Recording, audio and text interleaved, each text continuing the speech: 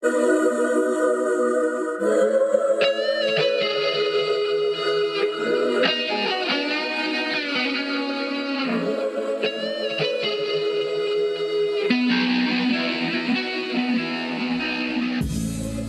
everybody. Episode 32 of How to Become a Sales Warrior.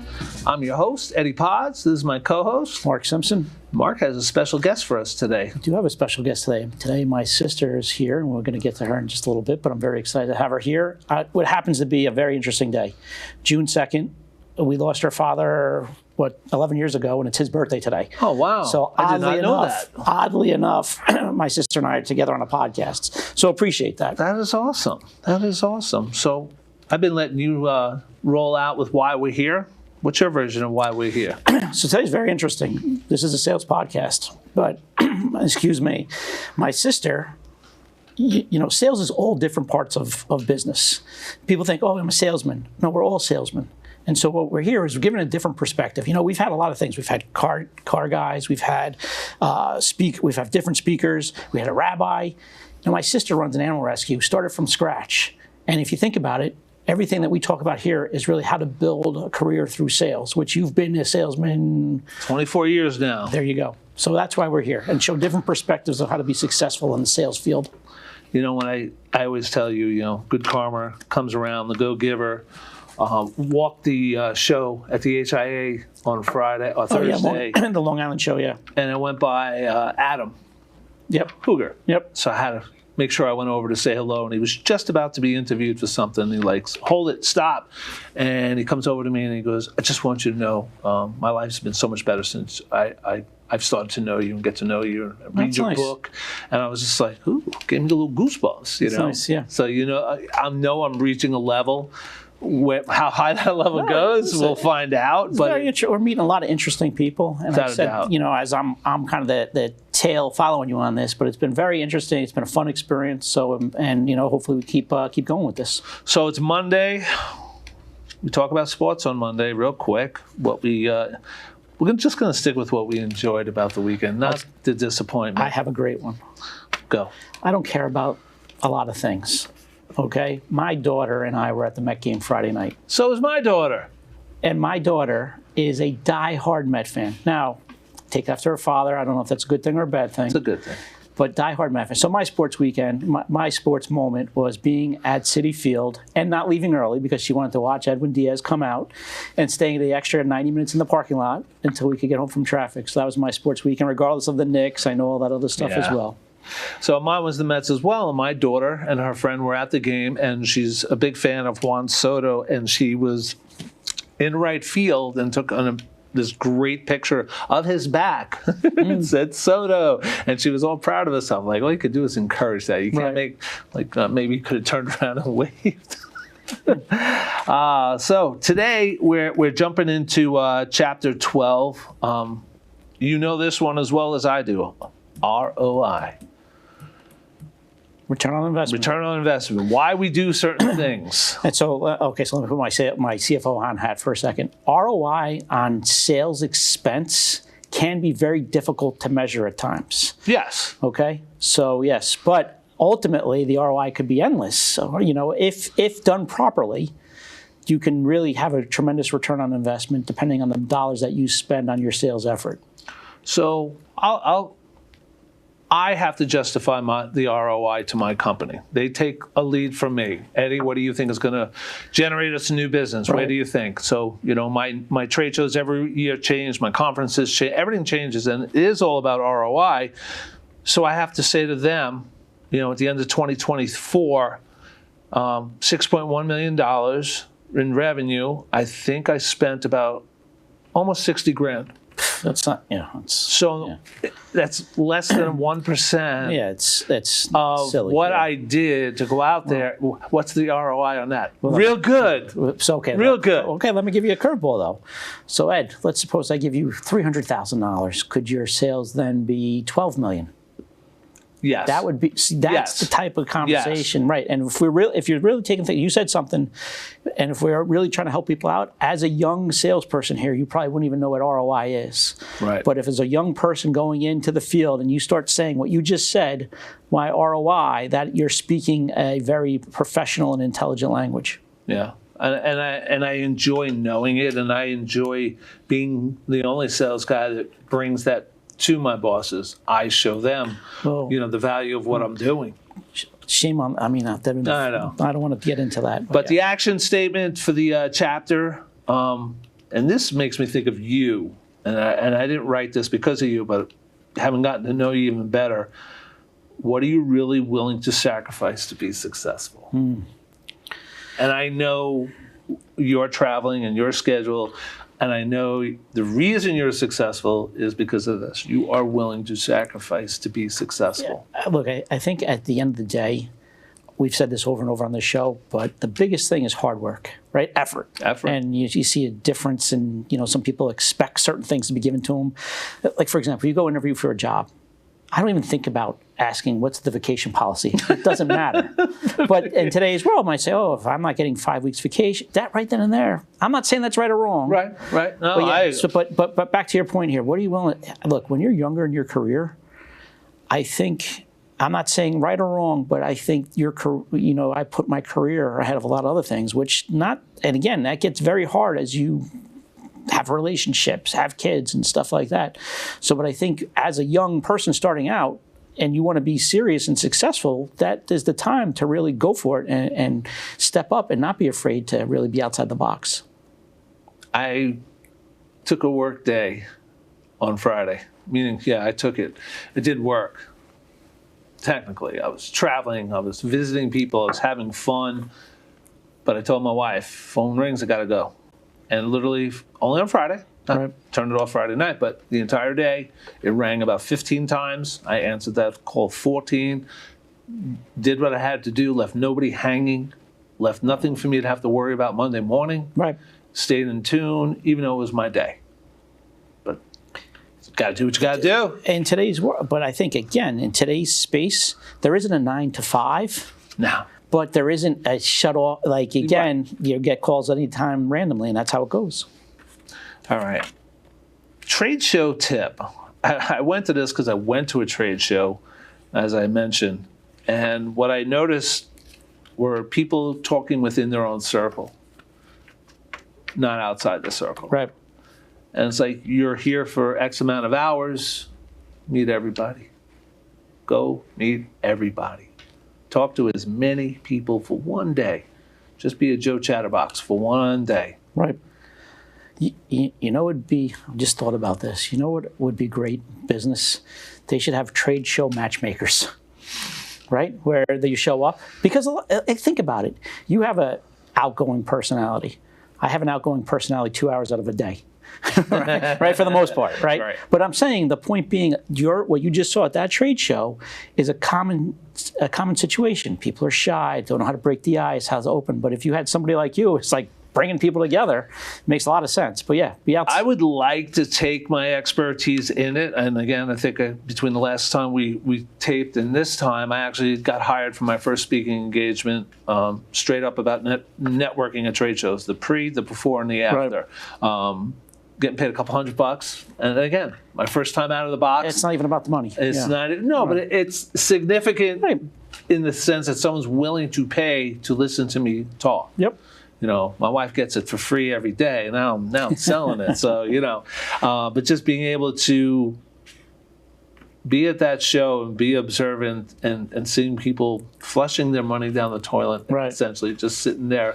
And there was so many do's and don'ts that I'm going to be doing at the event I talked to you about earlier, and what I'm going to do next week on this conference call. It's like, these are the things that no one ever talks about, but they're so important. And if you don't make any of these mistakes, I could assure you, you will do 10% better, if not more, than what you would have done if you didn't do all these little minor steps. So, networking tip of the week. You probably know this better than me. Don't talk the same to everybody. Right. And you don't talk the same to everybody, but again, if there was one thing that I would say is such a value, and look, I get it from you, don't be afraid to be uncomfortable. Yeah, man. Don't be afraid to hear no. Don't be afraid to be in a conversation that you don't think you belong in. I appreciate when people come up to me and start, even when we were doing some of these high school events and the kids were coming up and like some kid would stand out. That's the type of guy. I'm like, all right, dude, I don't care what your resume says. He could be a salesman. That's right. He could be a salesman. I felt that way too at that event as well. That's why I'm kind of excited to see what comes this Wednesday. Right. It's a shame you can't be there. I'm sorry. Yeah. Hey, listen. All right. We're going to wait. We're going to jump to tequila time, so we save a few of these warm-ups for your sister. We'll be back.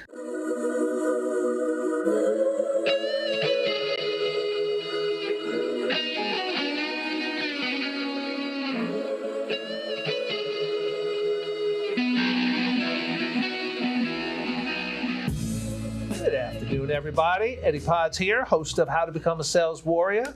I got my co-host, Mark Simpson. And who's And our my guest? special guest, I'm so excited. This is my sister. I know people can say whether or not we look alike or whatnot, but my sister, who I'm very proud to have as our special guest today. I don't want to steal her thunder, but formerly of Ross Stores 20 some odd years ago, and then started an animal rescue from scratch. And we're going to hear about it. And she's, what do you foster over 12,000 cats at this point in time? 15,000 cats? Not that high, maybe like 8,000. 8,000 cats. Still a lot. Yeah, 8,000 cats. still a lot. Yeah, no, I And- started. I started Happy Homes in 2012, but I was fostering before that, so total, yeah. Well, Probably. we're going into tequila time. We wanted to get you out here for this little Thank you. shot. Look at the size of this. We'll drop this. Happy birthday for Dad. There you go. Happy birthday. Happy birthday, Mr. Simpson. The best is not drinking water, just enjoying the taste Yeah, for it's the just moment. this burning sensation all the way down. So, the purpose of Tequila Time is just to discuss something old and new, something that worked. And old could be a year ago, old could be 20 years ago. So every week I try to find something old and new that either way still works, but sometimes the new stuff is better, sometimes it isn't. And this one is going to go back for me just 2 years. The old way to sell my book was to do it on Amazon. It was pretty much where everyone told you to go. That was your outlet if you want to sell your book. And I'm moving away from that. I'm going to still be on that platform, but now I'm utilizing my website for people to purchase my book. So almost got the new business card that actually has our QR code Right. for Spotify and the QR code for the website. Right. So if they want to buy the book, we now can buy it on my website. Instead of giving Amazon 85% of the royalties, you get nothing. So that is my old and new for this week. I wanted your sister to just get a vibe of what we do. So next question is going to be, I'm a sales guy, so it's always about wins. What'd you win this week? What'd you win this week? Big win. I don't know yet. You don't know yet. I was in the Midwest last week, starting due diligence. Again, I am a CFO per se, so we're looking at buying a company. Is it a win? Don't know yet. So I can't really get into too much detail, but maybe ask me in 4 weeks and I'll let you know. All right, fair enough. Yeah. Fair enough. My big win last week took 9 months to get there, and in my business, they don't usually come through when it goes that long. That shows your persistency. You're consistently reaching out, so they don't forget who you are. Right. Company called Detroit Supply Company. They want to ship goods to different project sites around the country. Been using LTL and trailers, and it's just been a nightmare. It's not so much how long it takes to get there, but what happens to the material when it gets there. People not ready to receive, being able to do multiple stops. So for 9 months, I was in this guy's thoughts, and he reached out last week, and I put together my first order, and then he canceled it. I was like, oh, okay, well, big win, small win, it happens.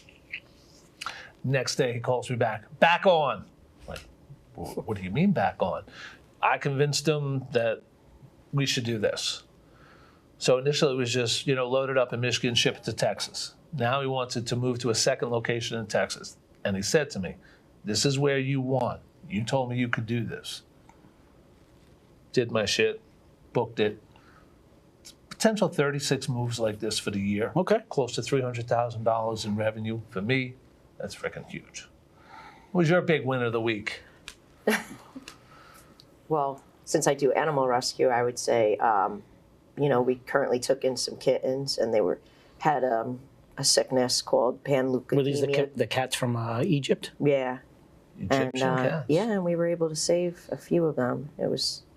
How do you even get cats from? Like, why would they come from? Like, how would you even know? How do they find you? It's Like, really the question. yeah. How do they find you?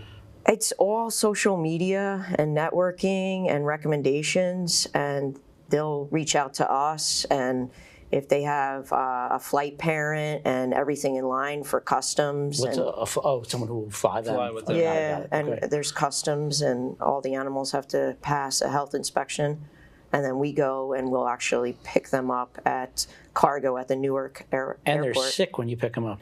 Not necessarily. I mean, you don't want them to be sick, but if you think about it, they're in cargo. They have something. Yeah, It's inevitable. They do. I mean, we've had a few trips where everything was smooth. The last trip was tough. They did come very sick, so that a big situation one. does happen, whether it's local or Yeah, overseas or. 100%. Listen, my daughter comes home. We feel like we know all the dogs at where she works, at the medical hospital where she works, because she comes home with pictures every day. They love her so much. They've offered her an additional $300 a week pay each month if she would handle their social media. Wow. And she's already doing it in her social media. Right. It's like with the dogs and everything that's going on there. And she's like, Dad, they're actually going to pay me to post. That's I'm like, great. yes, I know. That is a job For her. for a lot of that is a job. Yep. All right, best business decision of the week. You guys can think about that. My best business decision was being persistent, not annoying, not up your ass. Every 2 months, send a note to this company called Detroit Supply Company. Every 2 months. And it took, like I just said, 9 months to get there, but my persistency paid off. I was able to deliver on what I promised. And it's like, this is going to be a score. Right. So, persistency. That's really my best business decision, was being persistent over and over and over again. Knowing they never said, no, we don't want you. No, leave me the fuck alone. No, stay at Right. it. They just kept telling me it hasn't happened yet. And to me, that's an open invitation to keep following up. What about you? I say this a lot. You know, being patient and not being afraid and kind of being on my own with people that I really like working with. Not being, I don't have people who know, I don't have your typical normal jobs. I'm very relationship based, and not being afraid to be out there on my own is the best thing. And I continue to appreciate that every single week. Yeah, I bet you do. What about you? I would say generally Happy Homes is a New Jersey charity, and we just expanded and got approved for New York. So I think that was a good decision for us so that we can really expand our fundraising and our rescue efforts. That's awesome. I didn't really. You're back in. Oh, that's all. I You're was the one signing. You Yeah, are my CFO. Of, How about that? Yeah. Another No, CFO. CFO. How about that? Yeah. How about that? Congrats. Thank you. Were you familiar with the gentleman on Long Island who perished? She knows. Yeah, Honestly, that was really sad. Yeah. We actually offered help, but they had so much help that Yeah. they didn't need it. So, Okay. yeah. All right. So, word of the day is consistency. Okay. I align it within my book, the chapter on 10-10-10. 10-10-10 is a way to break up your day so you don't fall down a rabbit hole. You can start working on a project and get sucked in for too many hours and not accomplish other things that you really need to accomplish. So I imply my 10-10-10, which means every 2.5 hours, make sure I change what I'm doing. Being consistent on that every day. Like today, I went in at 5 o'clock. I don't go in too often at 5 o'clock, but I was off Thursday and Friday, so I went in at 5 o'clock this morning, and at 6 o'clock, I did something else. At 7 o'clock, I did something else. At 9 o'clock, when I asked you, are we having a podcast today? I'm like, fuck, I got to change gear again because I only have another hour before I go. I totally forgot. But for me, the word of the day is consistency. The more you're consistent, the more successful you're going to be. I agree 100%. So let me piggyback on that. Since we are speaking to a younger generation, right? And the language is kind of different. I don't know if your kids have to speak a different language, right? Yeah. So we say consistency, they're going to say lock in. So Fair I'm enough. going to go with lock in because I appreciate my kids are lock-in for their Regents and IP and IB and every other exam that's coming up over the next couple of weeks. So consistency, I agree 100%, and we're going to lock in as we go forward as well. How's that? You like that? No, I like that. That's not bad, right? Yeah, I was trying to think of what I could piggyback off of on that. Well, I think consistent. I mean, how long you been doing this? 18 years. That's consistency. Yeah. And how long has Happy Homes been in existence? Since 2012.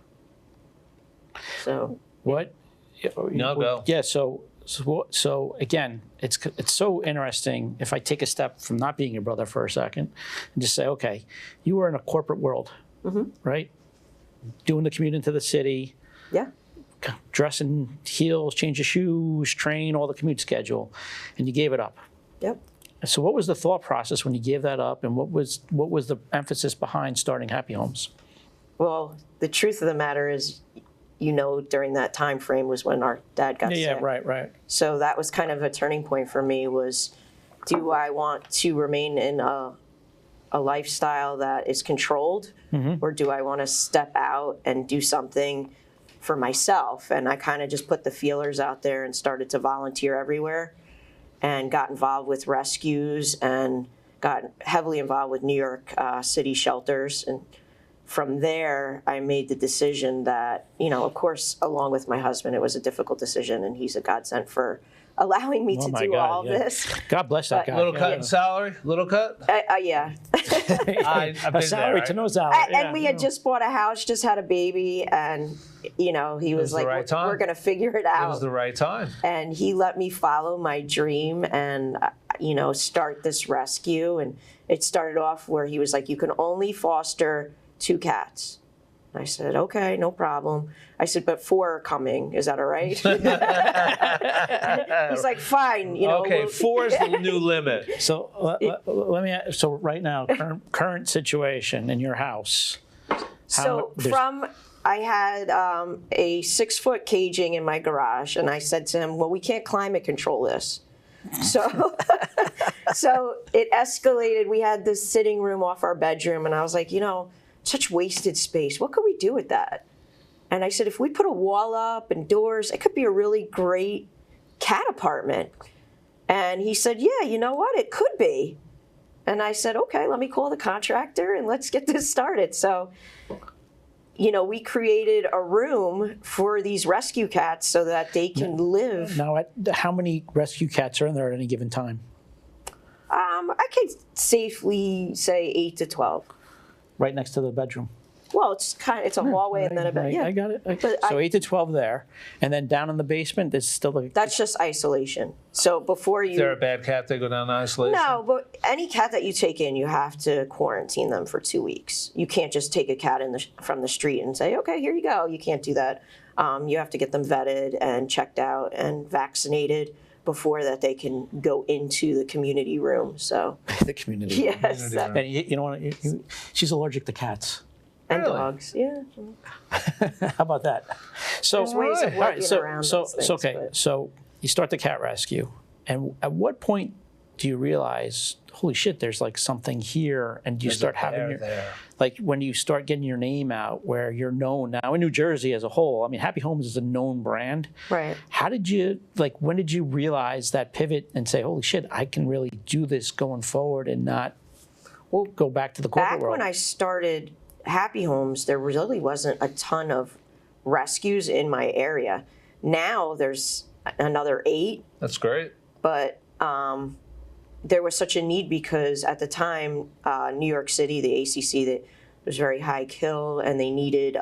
So high kill. So what does that mean? I mean, I know it puts them to sleep, but like, how long do they stay in the shelter? It really varies. If the animal is very sick or they have a behavioral issue, everybody's on a time frame. But things have changed so much that that's barely existent now, and it's not so high kill anymore. And it's, now we're just kind of working on getting the strays off the streets and spaying and neutering feral cats. I'm on the Old Bridge TNR Council. Okay, so where's Happy Homes based out of? Just Old Bridge, New Jersey. Okay. So what we strive to do is keep the shelters as empty as possible, which is obviously not realistic right now, but in Old Bridge, just in my town, it's estimated to be about 6,000 free roaming cats. Shit, 6,000 cats just in Old Bridge? Yeah, Wow. so Let me ask you. You mentioned you're a not-for-profit. Is your only location where you live? no. Or do you have an actual... So I'm partnered with Petco and PetSmart. So I Okay. have a PetSmart habitat in East Brunswick, New Jersey, and then I have three Petco habitats, one in Eatontown, New Jersey, one in Marlborough, New Jersey, and what am I missing? what do they- and then I have one in New York. What do they do for you? So we can display our cats. They're 7 days a week. They're in caging, so people see them every day, and they can contact us. And Do they take care of them while they're there? no, So you bring them into the day and we then take them home? we have volunteers that we have about 60 volunteers that come in morning and night to each store, and they socialize and play with the cats, feed Nice. them, scoop the litter. My daughter, I said my daughter does Yeah, that for two. yeah. The Ledoux. There's a lot of kids So wait, that. you bring the cat to Petco? Because I had a friend that did, but you... So they, there's cages Right. at the store. Right. You know, you've been in Yep, local. yep. And those are our cats, and Okay. our information's on the and you can cage. adopt right from there. Yeah, you could put in an application and get pre-approved, and then we'd come out and show them the cat. Okay. But in the meantime, we have people that have to come in the morning and the night and take care of them. So they're there. Yeah. Our goal is to have them there till they get adopted within a 2-week span is really what we strive for. So does a cat go from like your sanctuary to Petco potentially? Yeah, Got or from foster care. Foster care. Yeah, once okay. they're Which cleared of, which you'll get more visibility out of. oh, for sure. So, The foot traffic there compared to, the well, between the shop clinics and vets and people buying for their pets, it's a huge industry. So. Okay, so you got Yeah. Petco in East Brunswick. What else you got? PetSmart in East Brunswick. PetSmart. Okay. Petco, Marlborough, Petco, Eatontown, and then Petco in Staten Island. so you can distribute your cats Across, around. yeah. So you can. So what, like on a Sunday morning, for example, what happened? Like, take me through. So like, every Sunday morning for the last literally 18 years, I have sat at Petco doing adoption events where we set up meet and greets, and I have such dedicated volunteers. I have one girl that's been with me since the day we started. And we sit there every Sunday, we meet with people, we show cats, and we hope to get, cats into forever homes. I mean, that's the goal. You ever hear of the Ledoux Cat House in Oyster Bay? Ledoux? I think it's called Ledoux. They were relatives of the Rockefellers, if I'm not mistaken. Okay. And this relative, she left this house to the cats Oh, of wow. Long Island, and it's managed, and it's so amazing because the entire house is outfitted for cats, meaning there are shelves across the top of the ceiling with holes in the I know that's your worst nightmare. That's hold my on, dream. with holes in the walls that they can go yeah. into the room next door. I'm all I don't about know. it. I don't know if we can get into this, but I think there's a potential situation. There's some similar situation where you potentially might have that at some point in time. Well, through Not at your house, but like of people who've got such passion for cats. Yeah, no, I work with people of all ages, and one of my closest friends, he's 88, and I'm on the board of his rescue. And, years ago, he had asked me, he said, if anything was to happen to me, could you take over my sanctuary? He's got, 50 cats in a sanctuary. He's outfitted it for indoor-outdoor. He's got catios. I mean, he really... I've seen and this. I've seen it it's live amazing, myself. and he's amazing. He does this, and he feeds the cats, and I come twice a week, and we have another girl that comes and helps, and he says, oh, I could barely do anything. I said, you're 88. You're taking care of all these cats. I said, you do more than most. So where does the fundraising come from? The money to support all this? So every year we do an event in October. It's our big tricky tray where the community donates prizes, and we do basket raffles. And we just started a new bingo that we're going to be doing every year now too. It was really successful. And then we have individual donators that have supported the rescue for many years that are extremely generous. And then the corporations such as Petco, PetSmart, they're also contributors to I'll give a shout out to the PetSmart in Coma, because that's when my daughter started her career working. Oh, okay. And graduated from being a stock girl to a groomer to now an assistant vet tech at a hospital. That's great. In an operating room with the doctors. Like, Right. You could start on the floor at PetSmart and go somewhere. Yeah, absolutely. So the amazing, so we are a sales podcast per se, right? But one of the interesting things is it was you. Yes. And now, how many people do you think are involved with all your businesses? Oh, geez. Just from the rescue side? Everything. Throw it all in, one big salad. I don't know. I would say, I mean, we're small, believe it or not, even though it sounds like we have a lot. 60 volunteers. I would say with Happy Homes, it's at least like 100 people. I mean, and that's all from you. I mean, it's really, if you think about it, from a sales perspective, right? Built up. You got to convince people to donate their time to help this cause. It's a sale. And what's come now, there was Happy Homes. It's exactly a sale. And it was Happy Homes. Now, what other businesses are there besides Happy Homes? So everyone's aware. So, I mean, as the kids grew up and, my husband was like, maybe you should go back to work. And I'm like, I don't know if I want to go back to corporate. Maybe I want to do something else So I said, there's such a big need for pet sitting.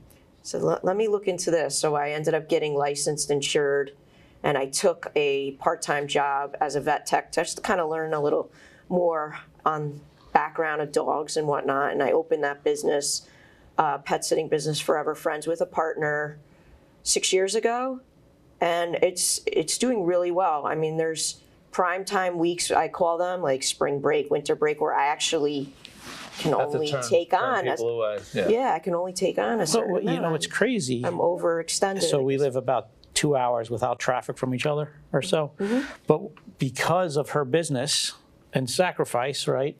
If I say, oh, we're having a family event, wait a sec, I have 6 dogs in my house. I got to bring them? I got to make sure that someone's taking care of the dog. And you should say, the pet sitting that you do is mostly that you bring them into your... It's both. Yeah. I do in-house boarding, and then I also go to homes. So a lot of jobs that I take on could be up to a month to 2 months, or people that have secondary homes, and I'll take care of their animals for every other month or whatnot. Oh, to cheat just a little bit, she's so passionate about this stuff, and I'm like, dude, you got to charge. You bring the dog into your house, you got to charge more money because these dogs and the love fee. And my brother-in-law is a sweetheart because these dogs. Some of these dogs are not nice. Some of these dogs are aggressive. Some of these dogs don't realize there's an inside and an outside, right? And so I'm at a point now where I can say this isn't going to work out. I can be picky on clients. So is the revenue good from the dog sitting? Is it worth me talking to my daughter and saying to her, listen, Madison, absolutely. If you want to do something on your own, this little side hustle business could really be profitable. But it is profitable. It's about commitment, though. Well, think about it. It's you know that people love their animals. Yeah, they say the industry as a whole is $1 billion. But they don't want to put their dog in a kennel. No. I used to drive. I mean, I had a dog for 19 years. I would drive my dog to my. Didn't the thought of putting him in a kennel make you sick? It wasn't even. It wasn't an option. Now people see pictures of the dog cuddling in my bed watching movies. I would drive. And I traveled a lot. I would drive to my mom's. I know that. Which is 90 miles. Drop the dog off. Turn around. Or go to the airport. Land from California, wherever else I might be, at 11 o'clock at night. Drive to get my dog, come back, and because there's no shot. You're not the only one that does it. I have clients spread across New Jersey. So I should encourage her. I absolutely think it's a great business. Now, is it heavily, you mentioned prime time, but is there daily walking involved? I am booked up the entire summer. Do you do a lot of daily walking? Yeah. Just walking, go to someone's house, they give you the key, daily feeding, boarding, everything. I mean, is there more weekend work than weekday work? I'm just trying to pick your brain at this point. Honestly, I'm 100% booked every single day. And you could have a lot more if you opened up the Komodo. Like if you said, hey, if you even advertised. If I wanted to expand it's a conversation my partner and I have had, is should we hire people? Right. Because we can't See, for Phil, I look at this business at like if we really looked at this business, I think could really blow up. You could franchise it almost because you're boarding with someone who truly is passionate about animals, and it says it in its way. Takes them into their house. I've run a 501c3. I've worked in hoarding cases. I've saved thousands of animals, and then I also work part-time as a vet tech. So resume speaks for itself for anybody who wants to board their dog. Yeah. Right. And, I've been turned down one time, and I was like, what did I do? But, It's the one time you're turned down, you'll always remember. Yes. Just like any sale. Let's say I still to this day, I'm like, what did I? I get it. What? Nothing good it got counts. to you. Still bothering. It does. I'm like, I have almost an acre fenced in for the dogs. Right. I mean, we give them so much love and attention. You can't win everybody. No, I've learned that. And the biggest thing is don't take it personally. No, I have tough skin. But I've said that. Still laugh about it though. I said that to my wife over the weekend. I know this remark here says don't take it personally, but I don't give a shit. Sometimes I do. It is sort of. Oh, yeah. Sometimes if it's an attack on what you do, you can't help but to take it personally. But you can take it personally. The thing you say is don't hit that email or phone call. Yeah, you have to. You can't respond I've learned to step away from it and not respond right away. I wrote an email to our boss last week, not your boss, but my boss, and 3 men representing an opinion on a situation that we all felt like we were getting screwed and one guy was cheating, and I wrote this nasty ass email and I put it through ChatGPT, and that thing made me so smart looking. Not one condescending drop, which there were 10 of them in there before, cleaned up what I wanted to say in a way that made more business sense than Eddie could ever say. And it was a home run. And it was a winner. That's and great. it got what we wanted out of the letter. And I was like, wow, man, that was pretty cool. Yeah. So, ChatGPT. Oh, I know. I've learned. I've had to deal with disgruntled adopters and stuff and walk away from it and think. Let me ask, if I was to say, tell me your worst boarding experience. Is there something that stands out where you're like, oh man? My worst? Yeah. I mean, when a dog barks uncontrollably for 24 hours and pees everywhere. Yeah. Why do they do that? Why do they think bark? It's stress, and I think if people don't socialize their dogs with other people and other environments, a lot of dogs are what people call COVID dogs, and they didn't have outside, connections to the world. So being boarded and in a new environment is like the end of the world for them. And they probably weren't really a dog person, but because COVID. Yeah, they didn't do training. They Right. didn't get exposed to people. And I always tell people that come to me, like with a new puppy, like socialize this dog as much as possible. Get the dog used to being. How do you socialize a dog? I mean, generally just taking it to be around people, and there's puppy play classes. And How old do they have to be until you bring them into like a real dog run? I think it's basically based on if they have their rabies and they have to be spayed and neutered. See, so I think different places have always got different criteria. worried. I don't think you can bring I get worried with the big dogs that I would worry that they would attack, because I was a small dog guy. I was worried that they would attack. I think most responsible places will test the behavior of all. I mean, I meet every client prior to boarding. Well, training. We went to PetSmart because my daughter works there. Yeah. And there's a guy there that does some training, and we did 6 weeks of training. Dog was like 4 months old. Didn't do a lot, but it did a little. But we went and we did it for 6 weeks, and now the dog is what it's ever going to be, and it's great. There are very few heartaches from it, but get him trained. My dog was a doggy school dropout. He was a nice dog. He was a great Yeah. dog. Great dog. Yeah. So, with and again, your husband, my brother-in-law, I think part of your success has been his patience, and then your kids are involved now, as far as it's fine for your daughter to basically take care of, like, it's almost like a family business now. Well, it's funny. About a couple weeks ago, I have a cat that was severely injured. We think it was some kind of abusive situation because his face was broken on one side. And he's going to become a registered therapy cat. So we tried them out a couple weeks ago. My son actually came with me, and we went to the elementary school, and we met with kindergarten all the way up to, I think it was 4th grade. And my cat, I have to say, I was so proud of him, and my son. My son went around and asked kids questions about animal rescue and what they knew.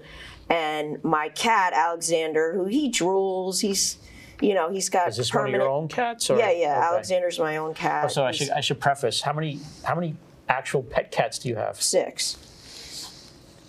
So Alexander, and you fall in love with these animals. I fall in love with them all, but you have to keep up a wall. But Alexander was a special case, and he came to us really in bad shape and 6 surgeries, reconstructive surgery, and he drools but I mean, the kids absolutely loved him.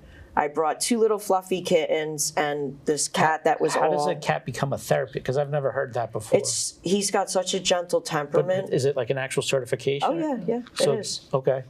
It's not very hard to get them certified, but I have to just fill out the proper paperwork. What's your thought? Because I was in the airport all over the place last week, and you see all these therapy dogs, and they're not. Some of it's bullshit, some of It it's is. real. It's because people aren't allowed to have them in an apartment, and they need a letter.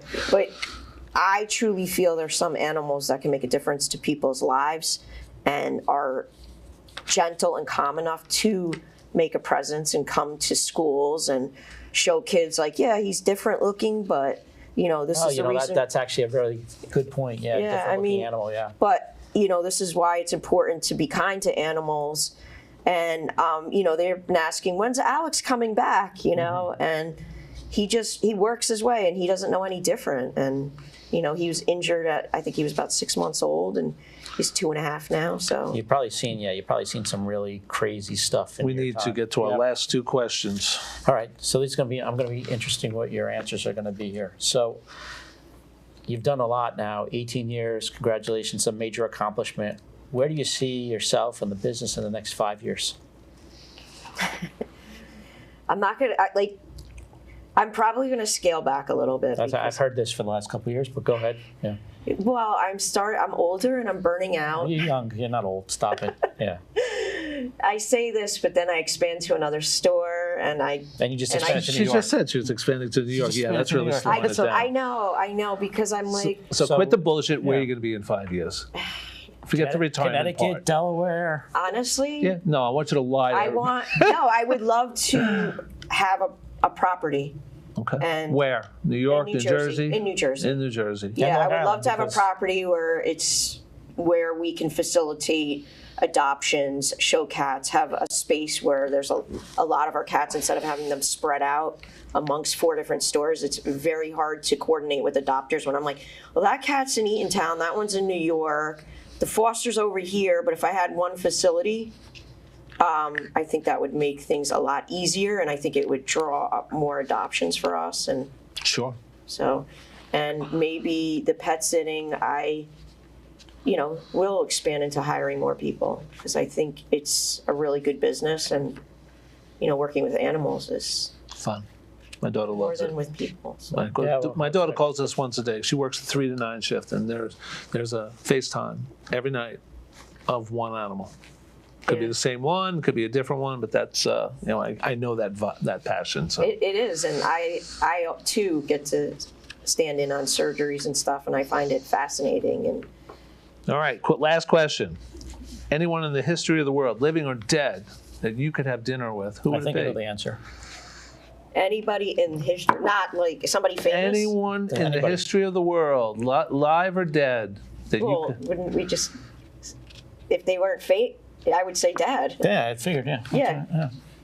Oh, dad? Her dad, which is my dad, too. Gotcha. Yeah. Okay. Yeah, but if I had to pick a celebrity, it'd be Lucille Ball. Lucille Ball. Oh, yeah, she loves Lucille Ball. Right. I watched every episode of those as a kid. Reruns. I was a latchkey kid. You come home and put on Leave It to Beaver. Yeah. But I would, my dad absolutely would be first choice. So. Excellent. Glad to hear that. Yeah. Hopefully my kids will feel that way about me after I'm long gone. That's a big deal. Yeah. I don't know. Right. So look into the camera. Tell everyone who you are, how we can reach you, website, speak. So Elaine Brodsky, Director of Happy Homes Animal Rescue. You could find us on Facebook. which is Happy Homes Animal Rescue. Our website is happyhomesinc.org, and come check us out. We have a lot of cats, and it's kitten season. So And dogs. Well, right now we have no dogs. Okay. It's just all cats. Is there a phone number they can reach at? That you want to give? I'll give the email, which is happyhomesrescue1@gmail.com. All right. So you can email us anytime, and we'll answer. So. Mark, where can we find you? I am apparently the CFO of Happy Homes, Mark Simpson. I also happen to be CFO of a company called SEMA Holdings, which handles loss prevention across the country. I'm reachable at 917-414-4027. And I am your host, Eddie Podge. You can reach me at eddiepods@gmail.com or eadelman@pods.com or 631-334-8587. If you're doing a trade show and you need some pre-gaming, you give me a call. Let's get the team through a little training session before you go waste all that money and not get the ROI that you deserve. Very good. Have a good day. We'll see you all soon.